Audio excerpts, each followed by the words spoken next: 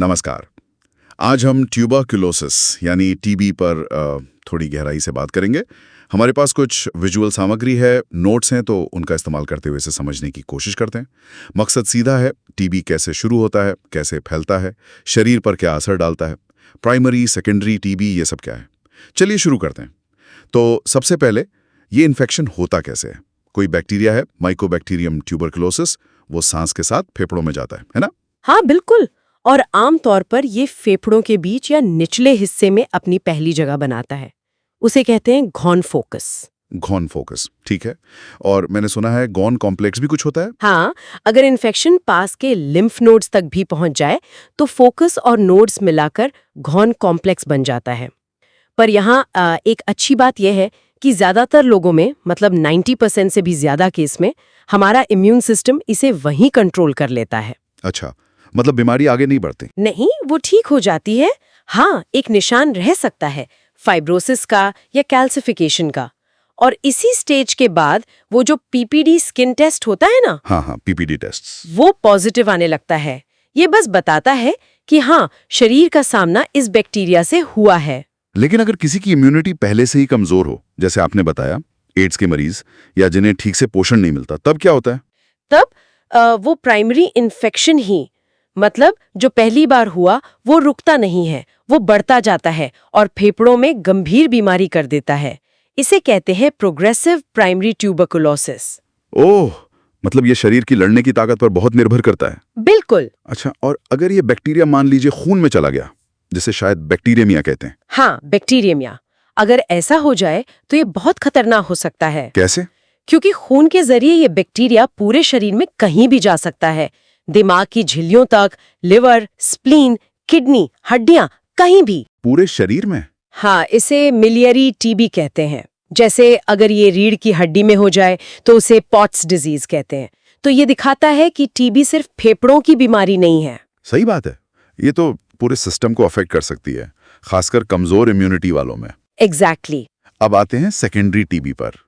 इसे रिएक्टिवेशन भी कहते हैं शायद। ये कब होता है? हाँ, रिएक्टिवेशन टीबी ये अक्सर प्राइमरी इन्फेक्शन के कई साल बाद होता है।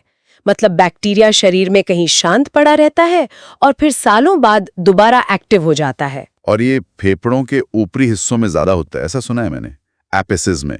ऐसा क्यों? बिल्कुल सही। फेफड़ों के जो ऊपरी हिस्से हैं वहां ऑक्सीजन की मात्रा ज्यादा होती है और ये बैक्टीरिया माइकोबैक्टीरियम ट्यूबरकुलोसिस, इसे ऑक्सीजन पसंद है, ये एरोबिक है। अच्छा, तो ऑक्सीजन मिलने से उसे बढ़ने में मदद मिलती है?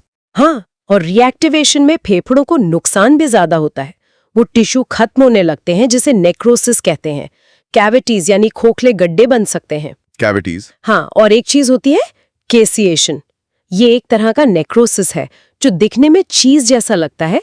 ये टीबी की पहचान है। तो इस स्टेज पर डायग्नोसिस यानी पता लगाना बहुत जरूरी हो जाता होगा। टेस्ट की बात करें तो पीपीडी और आईजीआरए। हाँ, दोनों अहम टेस्ट हैं। पीपीडी स्किन टेस्ट है और आईजीआरए ब्लड टेस्ट है। आईजीआरए की एक खास बात यह है कि जिन लोगों को बचपन में बीसीजी का टीका लगा होता है ना, हाँ, बीसीजी वैक्सीन, उन पर पीपीडी टेस्ट कभी-कभी गलत पॉजिटिव आ सकता है वैक्सीन की वजह से।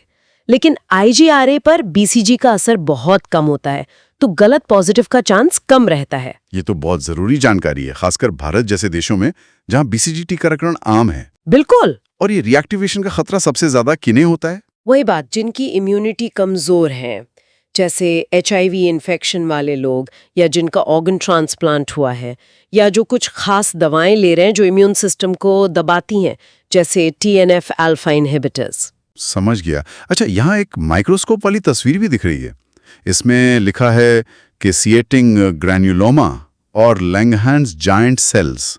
ये क्या चीज़ है? देखिए, जब शरीर में इन्फेक्शन होता है तो हमारी रक्षा कोशिकाएं, मैक्रोफेज वगैरह, उसे घेरने की कोशिश करती हैं। ये जो घेरा बनता है उसे ग्रैन्युलोमा कहते हैं। अच्छा, एक तरह की दीवार बना लेते हैं बैक्टीरिया के आसपास। हाँ, कुछ वैसा ही समझ लीजिए।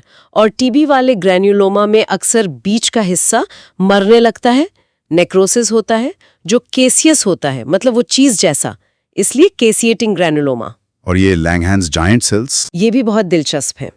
ये असल में कई सारी मैक्रोफेज कोशिकाएं होती हैं जो आपस में जुड़कर एक बहुत बड़ी कोशिका बना लेती हैं, जैसे कई सिपाही मिलकर एक बड़ी यूनिट बना लें दुश्मन से लड़ने के लिए। ये भी टीबी इन्फेक्शन की एक पहचान है माइक्रोस्कोप के नीचे। कमाल है। मतलब शरीर पूरी कोशिश करता है इसे रोकने की अपने तरीके से। जी हाँ। तो अगर हम सारी बात को समेटें तो टीबी काफी पेचीदा बीमारी है। एक छोटा सा बैक्टीरिया, लेकिन उसके असर कितने अलग अलग हो सकते हैं। प्राइमरी इन्फेक्शन जो खुद ठीक हो जाए या बढ़ जाए या पूरे शरीर में फैल जाए या फिर सालों बाद दोबारा उभर आए। बिल्कुल।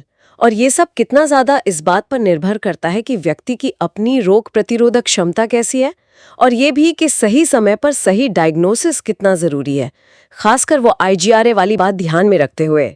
आखिर में बस एक ख्याल आ रहा है, ये बैक्टीरिया हजारों सालों से इंसानों को इन्फेक्ट करता आ रहा है।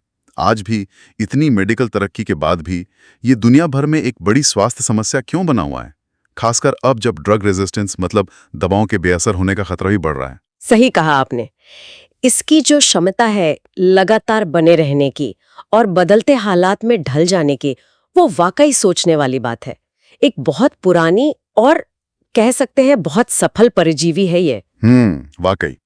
चलिए, आज हमने टीबी के सफर को काफी करीब से देखा। धन्यवाद। धन्यवाद।